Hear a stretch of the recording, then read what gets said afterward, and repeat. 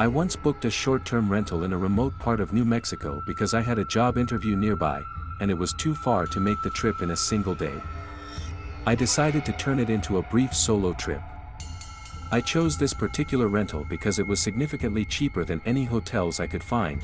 It cost nearly half as much. It was located about 30 minutes from the company I was interviewing with, which was fine by me. The rental was tucked away off a dead-end, isolated dirt road and had a sweeping view of the desert behind it. I brought my laptop with me so I could work remotely during the days, since I was still employed at the time. That kept me fairly occupied. I planned to stay for 3 days, with my interview scheduled for Tuesday, the second day of the trip. I'd be checking out Friday. Monday night, the evening before the interview, I was running through potential interview questions for that specific company, brushing up on last-minute research about the firm. I was sitting on the couch in the rental's small living room, typing away on my laptop, probably around 9 p.m., when I heard a soft tap on the window. Not exactly a knock, more like the tip of someone's finger. Instinctively, I turned toward the sound. I didn't see anything, it was pitch black outside. I was hesitant to pull the curtain aside, but I forced myself to do it. No one. Just the dark stretch of desert. I told myself it could have been a bug hitting the glass. New Mexico has its share of weird desert critters, after all. The interview the next day went pretty well. Afterward, I spent the rest of my time checking out the town in my car, trying new restaurants, and relaxing in the backyard under the sun. I had no idea at the time that someone may have been watching me from out in that expanse of wilderness. That night, back inside the rental, I was streaming Stranger Things on Netflix when the sound came again, a single, deliberate tap at the window. Definitely not a bug. My skin crawled as I rushed to the window, heart pounding. Again, no one. But that didn't mean nobody was out there. I checked the windows by the front door, cracked it open, and scanned the yard. Nothing. Then I went to the back, opened the sliding glass door, and stepped onto the porch. The silence was unsettling. The desert stretched endlessly into blackness. Then I heard it, a clicking sound. Like someone clicking their tongue against the roof of their mouth. It came from somewhere beyond the porch light, deeper in the desert shadows. Suddenly I felt like eyes were on me, like someone was crouched behind one of those shrubs or rocks, just out of sight, toying with me. I yelled out. And I swear, almost as if they replied, I heard another click. This time I saw them. A figure, standing a short distance away, dressed in dark clothing, nearly blending in with the night. I instinctively walked a few steps closer before freezing, realizing how dangerous that might be. I called out, "You're on private property. I'm calling the police if you don't leave." The person turned and walked away quickly, too quickly. I started wondering if it could have been the rental's owner, but that didn't really make sense. I had no clue what to think. The following night, I was in bed watching Stranger Things again, still thinking about what had happened. I was probably an episode and a half in, so about 90 minutes. Everything was quiet in the house. I eventually shut off the lights and tried to sleep. I had barely gotten comfortable when I heard it again. Click. This time it came from inside, from the slightly open closet across the room. My whole body jolted upright. In nothing but my pajamas, I sprinted outside and into my rental car. I started the engine and called 911. I stayed in the car with the headlights aimed at the rental, eyes locked on the front door, half expecting someone to emerge. A sheriff's deputy arrived. We entered the rental together and did a quick sweep. The place was tiny, barely any room to hide. Still, I packed all my things and left that night. I checked into a motel nearby. I reported the incident to both the rental platform and the host. I only got a partial refund. To this day, I still suspect the person might have been the host. Who else would have had a key? There were no signs of forced entry, and nothing inside was disturbed. But maybe it wasn't the host. Maybe it was a stranger who knew the place was remote. someone who was just waiting for the right time to creep inside. My husband Marcus and I have been together for 10 years, and we tied the knot 2 years ago. We just moved into our first house together not even a month ago, and things honestly couldn't have gotten off to a worse start. We relocated to a quiet inland town in North Carolina called Darlin's Rest. That's all I'll say to avoid any further trouble. We settled on a peaceful street with a large property that backs up to a mid-sized stretch of pine forest. That backyard view was one of the major selling points for us.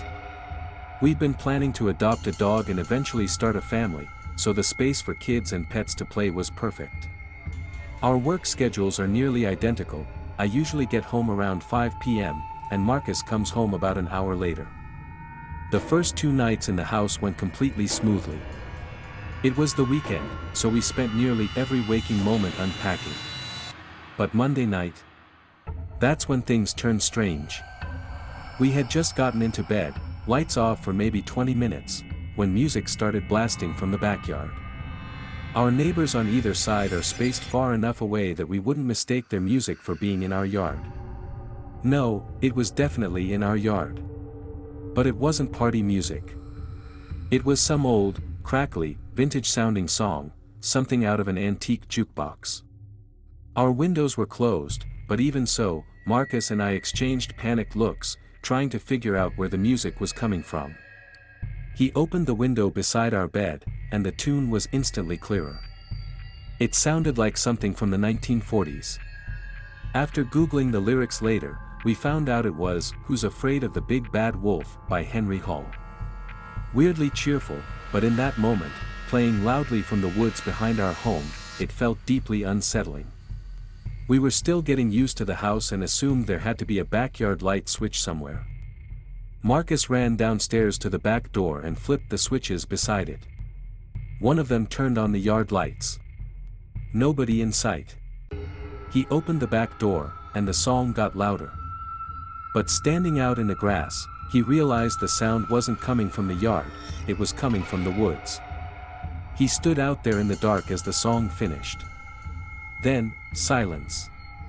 It felt like some twisted, welcome to the neighborhood prank. When Marcus came back inside, he told me it was probably just some dumb kids trying to spook the new homeowners. But even as he said it, it sounded ridiculous. Why would anyone go to that much trouble? The next night, it happened again. Just a few minutes after we turned off the bedroom lights, more music started blaring. This time it was even louder, and the song was that deeply creepy "Tiptoe Through the Tulips" that everyone's heard at least once. We locked eyes again, this time with real fear. We had hoped it was a one-time thing. It wasn't. Marcus peeked out the window and saw something sitting in the grass. Not a person, but something. He told me he was going to check it out. I told him to just call the police, but he insisted he needed to handle it himself, make a statement, he said. Prove he was the man of the house. Not just for us, but for whoever was messing with us.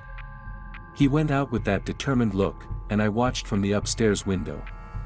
When he got closer, he saw that the object was a small, old radio, clearly where the eerie music was coming from.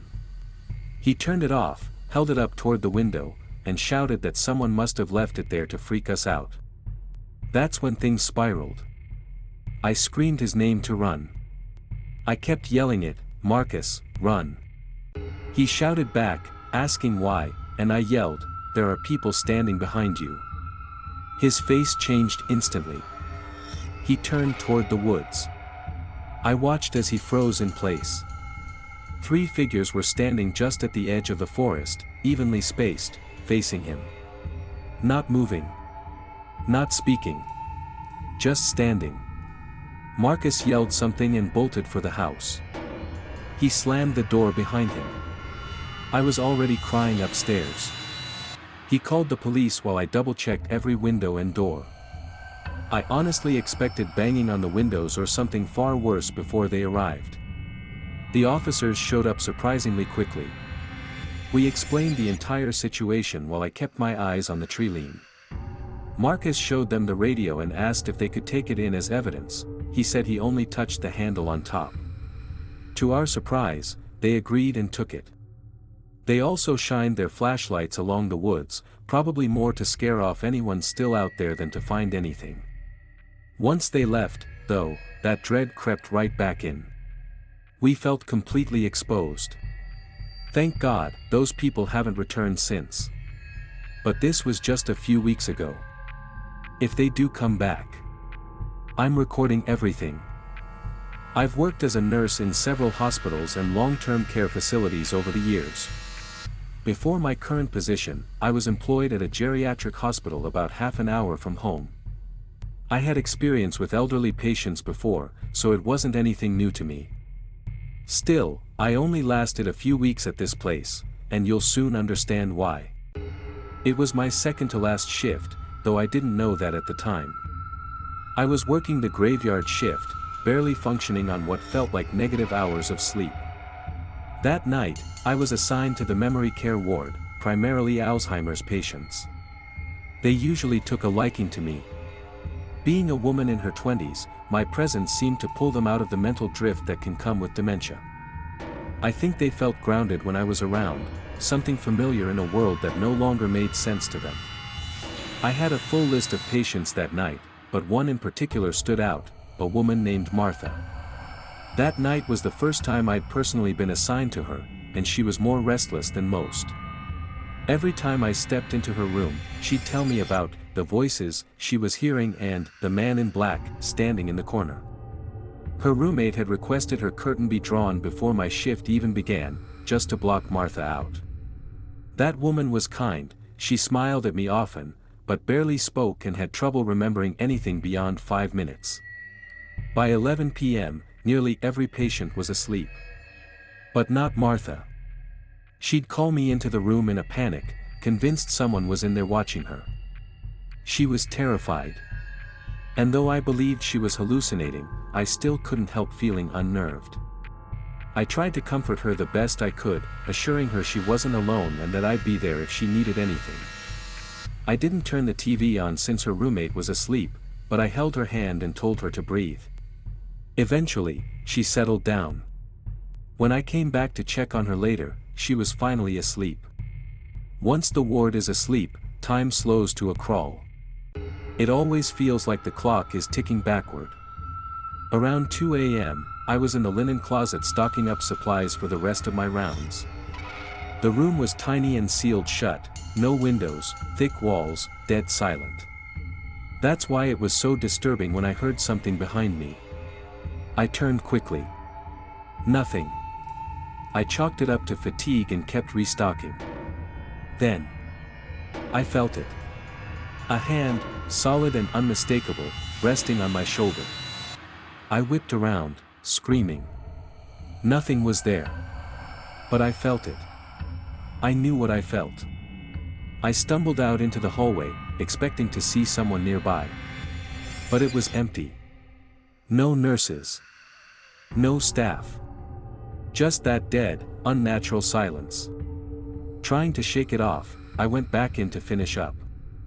As I turned toward the door, I dropped everything in my arms and fell backward onto the floor, screaming louder than I even knew I could.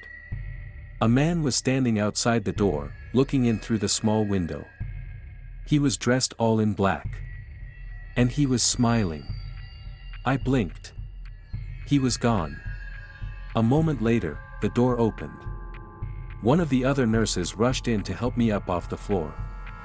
I was shaking. I asked her if she saw the man in black. Her answer chilled me. What man? There's no one else here. We checked the ward together, every hallway, every patient room. No man. No black clothes.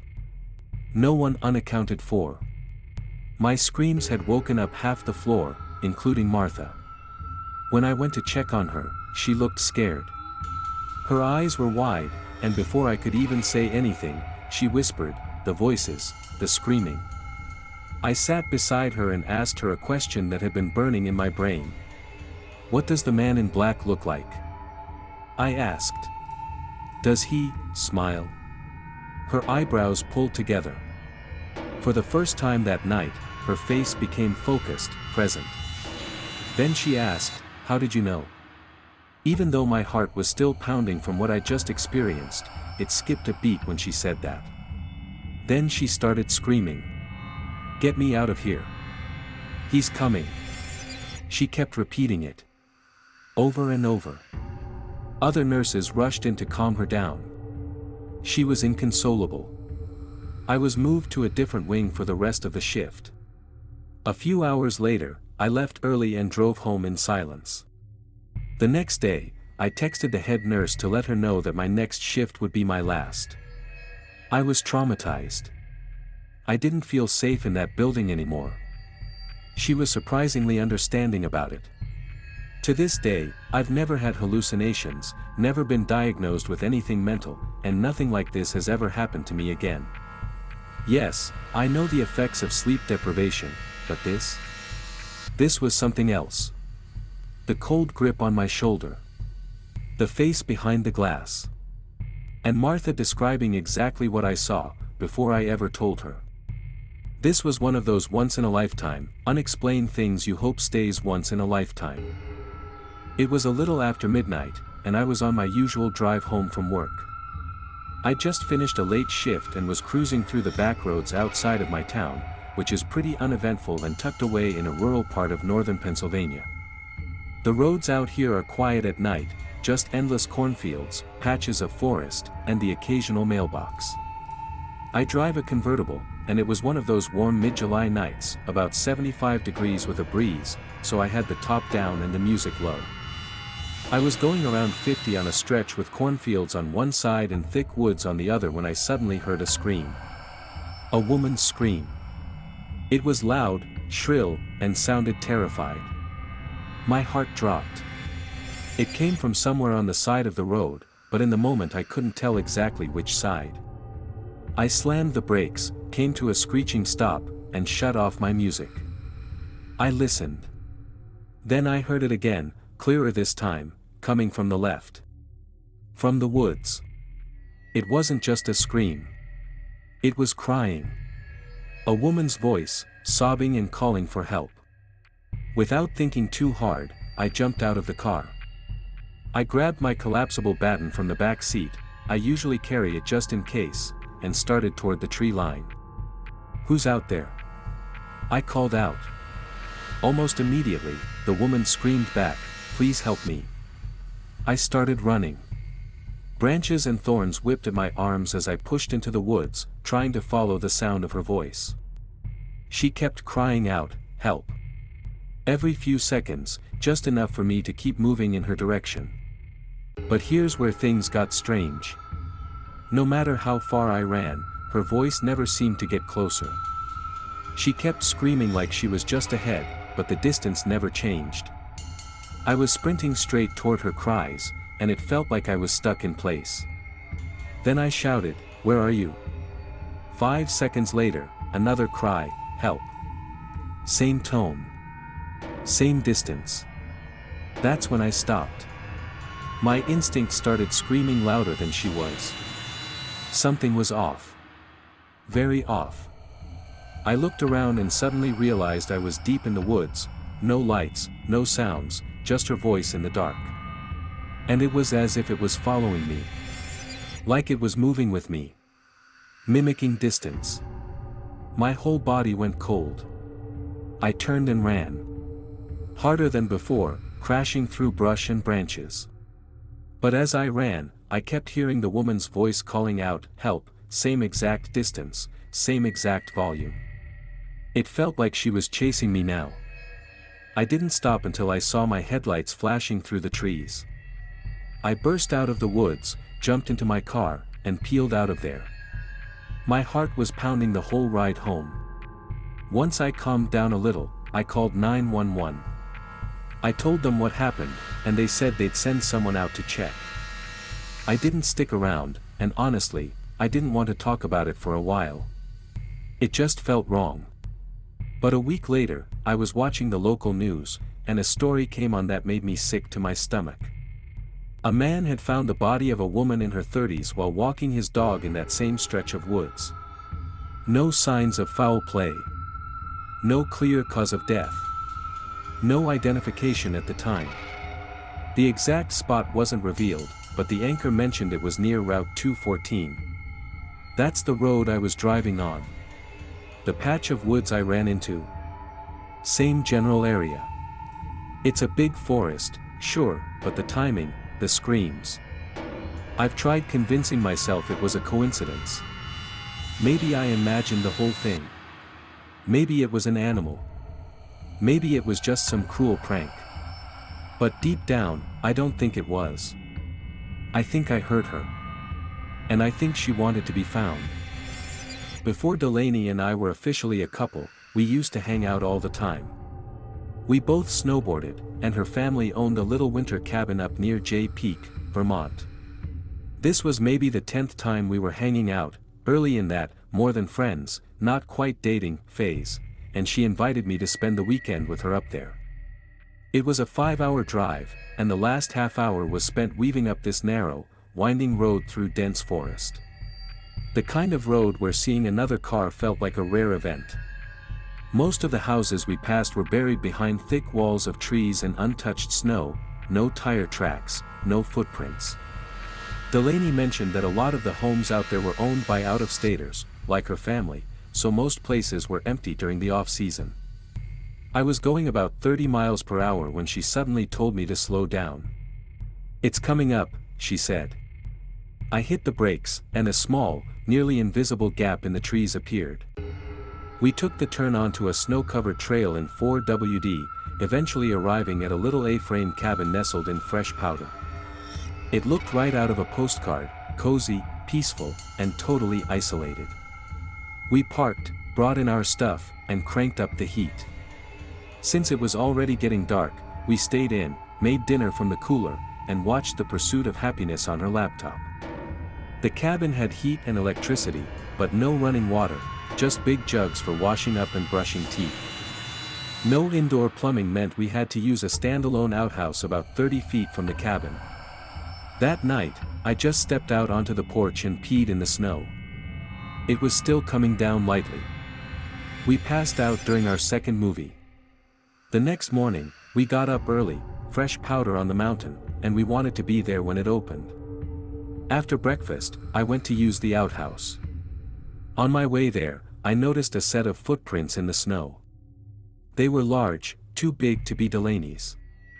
I couldn't tell if they were heavy boot prints or maybe animal tracks, but they wrapped around the back of the house and disappeared into the woods. Delaney came outside, and when I pointed them out, she said it was probably a black bear. "They're all over the place up here." I did my business, and we headed out. We snowboarded for nearly 8 hours and stopped at a diner afterward to eat before heading back to the cabin. By then, it was pitch black and snowing again. We got a fire going and turned on the space heaters. Music was blasting, and we were finally relaxing. After a couple drinks, I had to break the seal again and threw my boots on to use the outhouse properly this time. I jogged through the snow and slammed the outhouse door shut behind me. It was freezing. I could still hear the music from the cabin through the trees, but as I was finishing up, I heard something else. Footsteps. Crunching footsteps in the snow. They passed right by the outhouse. "Delaney?" I called out. No answer. Just the sound of the steps getting fainter. I had my phone on me and tried to text her, "Are you outside?"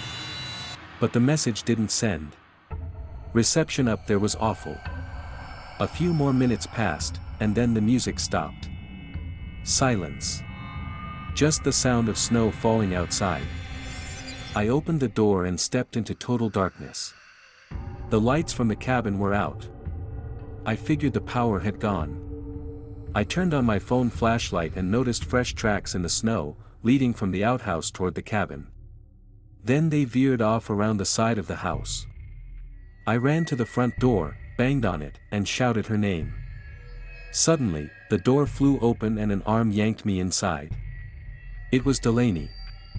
She slammed the door shut and locked it. She was shaking. She whispered that someone had tried to open the front door just a few minutes after I left. She thought it was me at first, but when she saw it wasn't, she panicked, shut off the power to make the place look empty, and hid behind the couch. While crouching there, she saw someone walk past the living room window. A man. Slowly peering inside. I had missed him by minutes. She then told me about a hidden cellar under the rug in the back room, where her dad kept a few hunting rifles. We groped around in the dark until I found the latch and climbed down to grab a shotgun from the wall. We sat in silence, in the dark, on the couch. Waiting. Listening. At first, the only sound was snowflakes tapping on the windows. Then, footsteps. Again. Slow, crunching steps in the snow outside the cabin. I grabbed the shotgun, flung open the front door, and fired 3 rounds straight into the sky, screaming into the darkness. The footsteps stopped. Nothing but the echo of the gunshots and the stillness that followed. We didn't sleep much that night. The next morning, Delaney's dad told us over the phone to just pack up and leave. It wasn't worth sticking around, especially if someone was creeping around up there. There was nothing in the house they were worried about losing. We left. We got our day on the slopes, sure, but that night. That's not something either of us will forget. Ever. My name's Mason. I'm 25, and I've spent most of my life on my family's farm in rural southeastern Missouri. We don't run some massive commercial operation, just a humble family farm that's been passed down through generations. My parents are hoping I'll take over one day since I'm the oldest of 3 and their only son. Truth is, I don't really want to. I don't see myself settling down out here, especially not after what happened last summer. It was early July, and my parents were off on a rare week-long trip to Colorado. That left me, and my 2 younger sisters, Kara and Tessa, in charge of the farm while they were gone. Kara was holed up in her room doing summer classes online. Tessa and I were just watching something dumb on TV in the living room, half listening to the sound of bugs humming through the open windows. Out here, it's quiet. Too quiet, sometimes. There aren't many neighbors, and what we do have in terms of community is spread out over a lot of land. Around midnight, our 2 dogs out back started going ballistic, barking like they'd spotted a coyote or something worse. I got up and headed out back, figuring it was just some raccoon in the crops. The dogs were both straining at their chains, teeth bared, barking into the corn. Whatever had them worked up was still there. Then I heard it, whistling. Coming from inside the cornfield. Not an animal. It was unmistakably a person's whistle. Rhythmic, drawn out, like some creepy nursery rhyme. It raised every hair on my neck. I turned and hurried back inside, grabbed one of the hunting rifles we keep for protection, and told my sisters what was going on. I was ready to charge in and run the trespasser off, but Kara stopped me. "That's a terrible idea, Mason," she said. "You don't know who's out there." She was right. Running blind into a cornfield at night? That's horror movie stuff. So instead, I walked back outside, raised the rifle, and fired a shot straight into the air. Crack. The sound rang out across the open fields. The dogs went silent. I followed up with a full-throated yell, "You get off this land right now." When I came back inside, we laughed nervously about it. The absurdity, the adrenaline, the fact that I just fired a warning shot like I was in an old western. But that laugh didn't last long. The dog started going nuts again, worse this time. I ran back outside. That's when I saw him. A man, standing maybe 20 feet from the dogs, just at the edge of the corn. He stood there, half lit by the moonlight, just watching. I shouted, "HUI," and he bolted into the cornfield. I ran forward and fired another shot into the air, stopping right by the dogs. No way was I going in there after him. I wasn't about to leave the dogs out there either, so I unhooked their chains and brought them inside.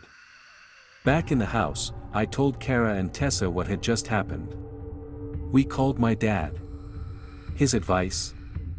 "You're the man of the house. Protect your sisters. And if he comes back, fire another warning shot." That was it. No cavalry.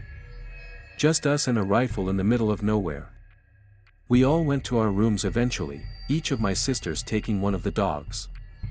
I brought the rifle into my room and left the window cracked open in case I needed to hear anything. And I did. Later that night, just as I was starting to doze off while watching something on my laptop, I heard that same slow, mocking whistle. It was close. I crept to the window and looked out. There he was. Walking across the yard. Whistling. He stopped suddenly, like he knew I was watching him, and slowly turned his head to look right at my window. I didn't hesitate.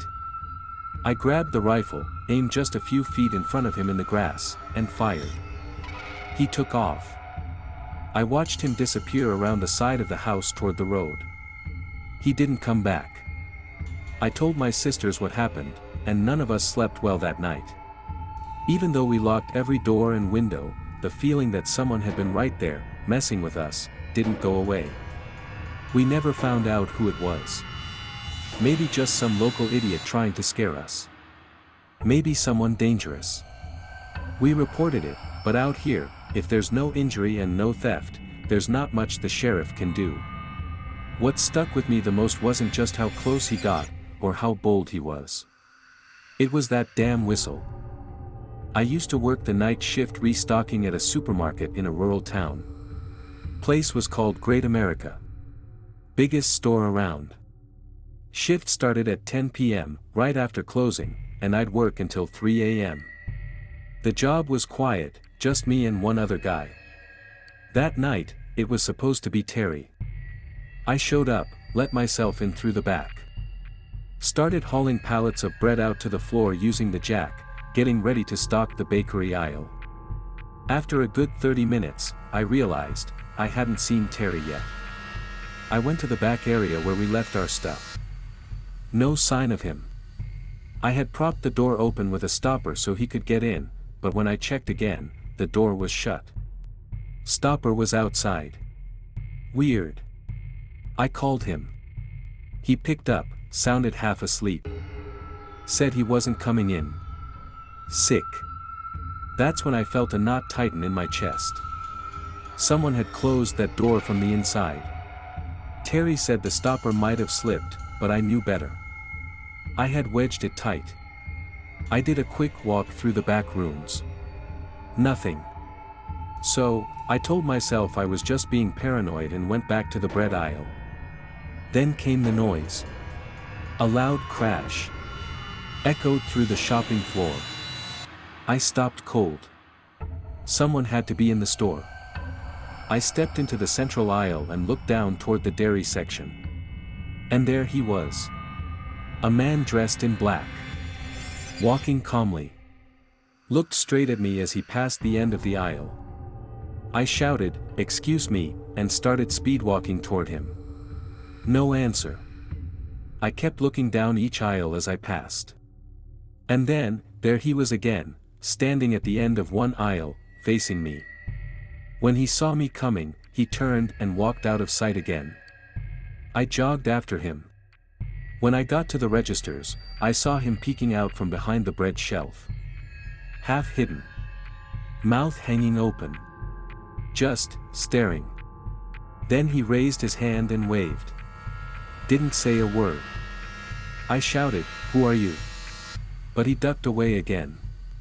That was it. I wasn't paid enough for this. I ran outside, sat in my car, and called my boss. Told him someone was in the store. He told me to get the guy out or call the cops. I called 911. A squad car showed up a little later. I took the officer inside. We found the guy standing in one of the aisles, same dead-eyed stare, same twisted smile. The cop told him to come here. He listened. They cuffed him. He kept smiling at me. Licking his lips. Huge bags under his eyes like he hadn't slept in days. When the cop asked what he was doing, he said, "Just looking for a snack." I've never forgotten the way he looked at me as they took him away. Like he wanted to eat me alive. I finished my shift, but from that night on, I never left a door propped open again. This happened about 8 years ago. I was 19, living in a small town in New Jersey. There was this old, abandoned church at the top of a hill. Everyone in town knew about it. Broken windows. Graffiti. Rumors. Ghost stories. It was October, spooky season. My friends James, Sean, and I were bored out of our minds. Sean had a Ouija board. We thought, why not take it to the church? I picked up James, then Sean. We parked at the bottom of the hill, couldn't drive up the closed road, and hiked the rest of the way. Only had one flashlight between us at first to stay low-key. Once we reached the church, we all turned ours on. The big double doors were already cracked open.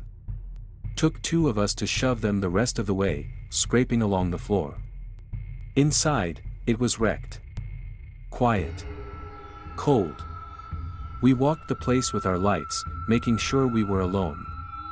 Then we found a spot near the altar, and Sean set up the board. He also brought 3 candles, said it would add to the experience. He arranged them in a triangle and lit them. We turned off our flashlights. The room shrank instantly.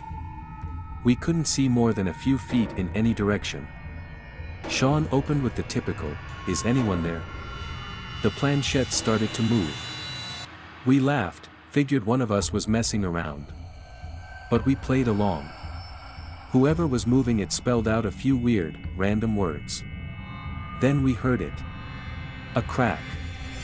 Loud and sharp, like a piece of wood snapping. Came from near the altar. We all jumped and lit up the area with our phones.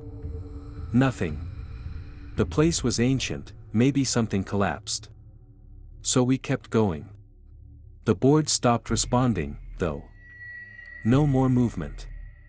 I think the noise had shaken us. We sat there for a while, talking quieter, asking more questions. Then another sound from the altar. Before we could even react, something hit the board.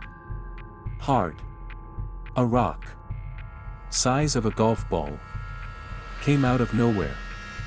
None of us had moved. We screamed, shot to our feet, and sprinted for the door. Left everything, board, candles, all of it. Ran down the hill and didn't stop until we were back at the car. We sat there for half an hour, trying to understand what happened. Sean went back the next day with James to retrieve the board. It was gone. The candles were still there. Same spot. But the board had vanished. To this day, we still don't know if it was a ghost, or a person hiding in the dark. Honestly, I don't know which one scares me more. A few years ago, I picked up a night shift job at a gas station. Money was tight, and I needed the second income. The work was lonely but easy, quiet hours, few customers. I settled into the rhythm of it quickly. It was during my 2nd or 3rd month when this guy started coming in. Always around 2 a.m. He was tall, about 6 feet, stringy, greasy hair hanging in his face. He'd walk in without saying much, buy a tall boy, and leave. At first, he was just another late-night regular. Then, one night, something changed. He came up to the counter, cracked open the tall boy right in front of me, and asked, "What's your name?" "Rob," I told him. He stared at me, wide-eyed, then chuckled to himself. "Rob. I like that." "Rob," he repeated, laughing as he walked out the door, talking to himself, clearly drunk. I was curious. I wondered if he'd driven here, but every time I watched him leave, he just walked. Never once bought gas. Always came for the alcohol. He started showing up more often. Sometimes he was louder, drunker. Sometimes, he'd just lean against a shelf and say nothing, staring at the wall like he wasn't really there. But every time, he'd greet me with a slow, slurred "Hyyyr." One night, he was just standing there, leaning and sipping his beer, completely silent. I finally asked, "What's your name?" He paused, like he had to think about it. Bob, he said. It felt like a lie. Bob? That's the name you give when you don't want to give your name. I even wondered if he chose it because it rhymed with mine. I went along with it. So, Bob, where do you work? That made him laugh. Not a polite chuckle, an unhinged belly laugh that startled me. I don't work, he barked. The government completely ed me out of my job. Then he stared at me. His expression turned serious. Angry, almost. But then he said, I like you, Rob. You seem like you know what you're doing. And with that, he walked out. I didn't see him for over a week. For someone who'd become such a constant fixture, that absence felt strange. Something about Bob always felt off. He wasn't just drunk. There was something damaged, something wrong. Then came the storm. A violent, thundering night with barely any customers. I was alone in the store, half listening to the rain hammering the windows, when I heard the soft ding of the door. I knew it was him before I even looked. And I was right. But this wasn't the same Bob. He looked broken. He was drenched, no jacket, no umbrella. Just a soaked black shirt and jeans, hair clinging to his face.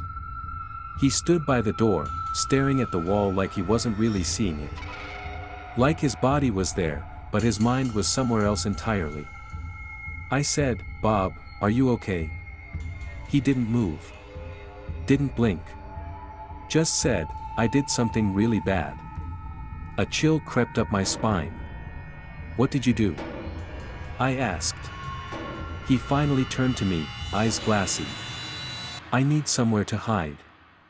Then he walked past me toward the restrooms at the back of the store. Disappeared down the hallway. I heard a door open. Then close. That was it.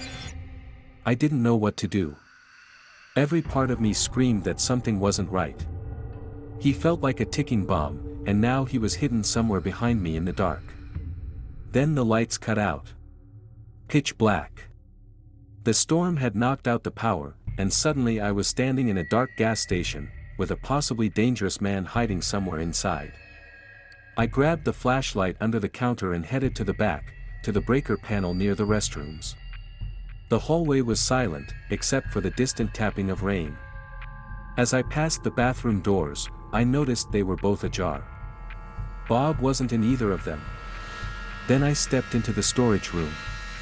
That's when I heard it, dripping water. And the slow squeak of wet shoes. My stomach turned. I whispered, Bob. No answer. Just more squeaking. Then I pointed my flashlight to my left. And there he was. Staring at me with wide, wild eyes. Then he lunged. Screaming, I'm gonna ing kill you. He clawed at me, fingers like hooks. I shoved him back, tore myself free, and ran like hell toward the front of the store. He didn't follow. I grabbed my jacket, sprinted to my car, and locked myself in as I called 911. Cops arrived minutes later. I stayed on the line with dispatch until they entered the store with me.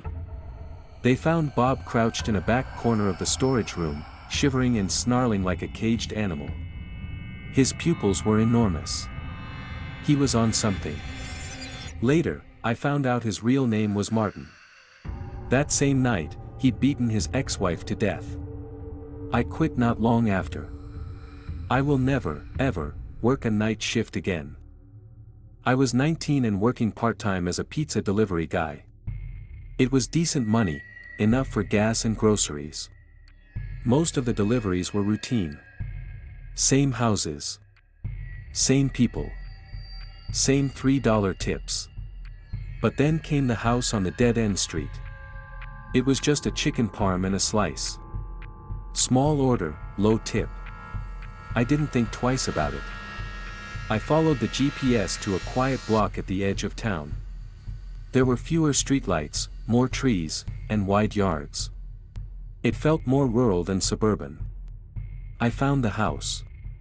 Small. Run down. Set far back from the road.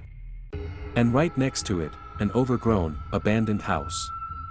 Bushes spilling over the walkway, tall grass hiding the windows.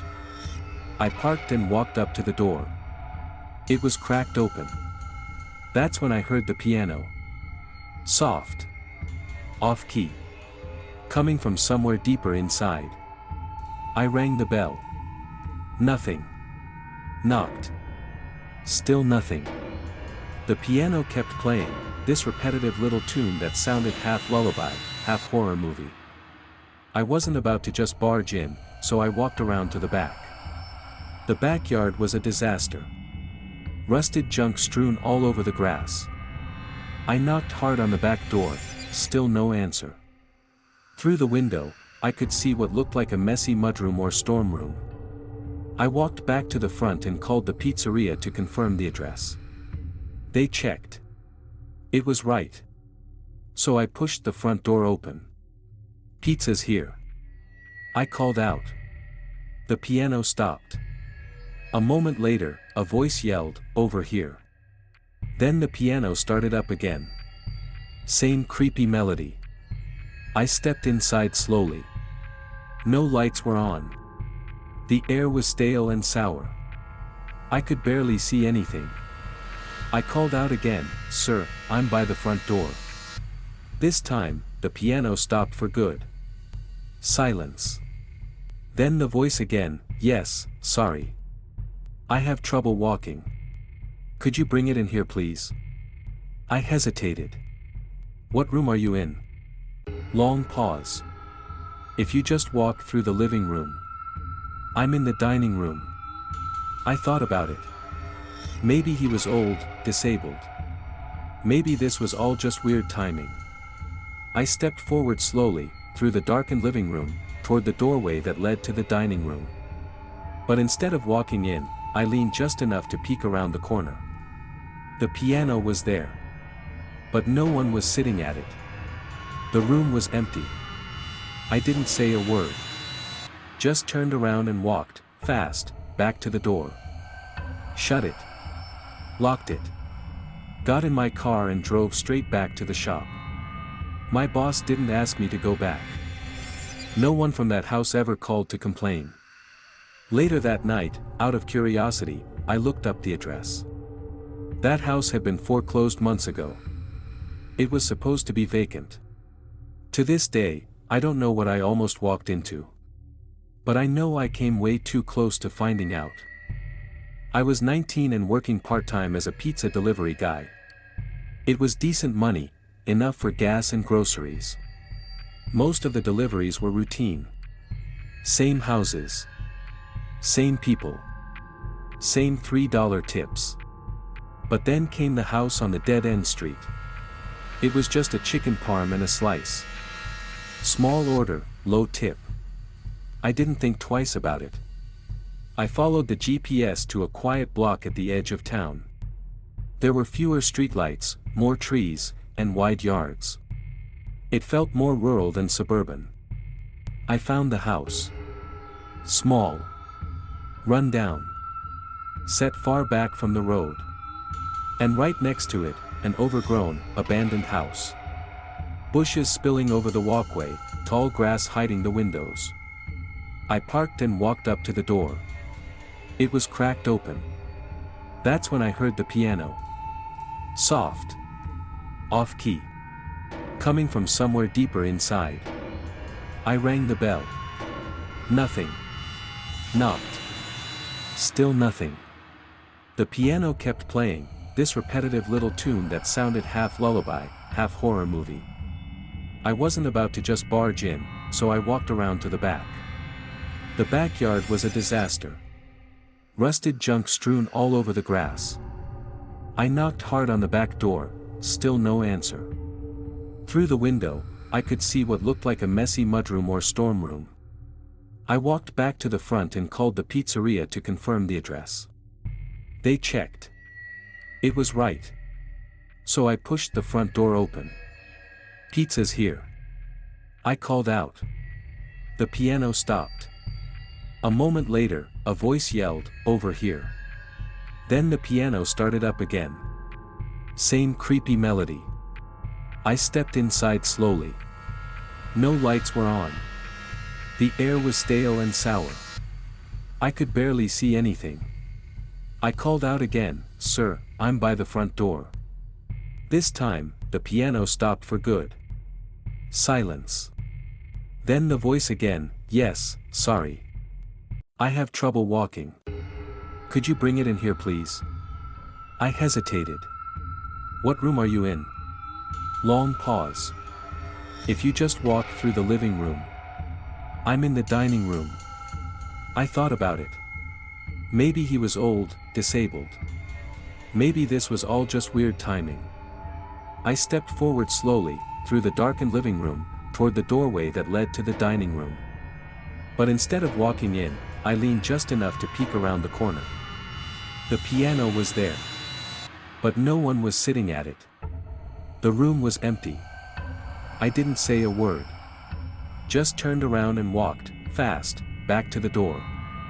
Shut it. Locked it. Got in my car and drove straight back to the shop. My boss didn't ask me to go back. No one from that house ever called to complain. Later that night, out of curiosity, I looked up the address. That house had been foreclosed months ago. It was supposed to be vacant. To this day, I don't know what I almost walked into. But I know I came way too close to finding out.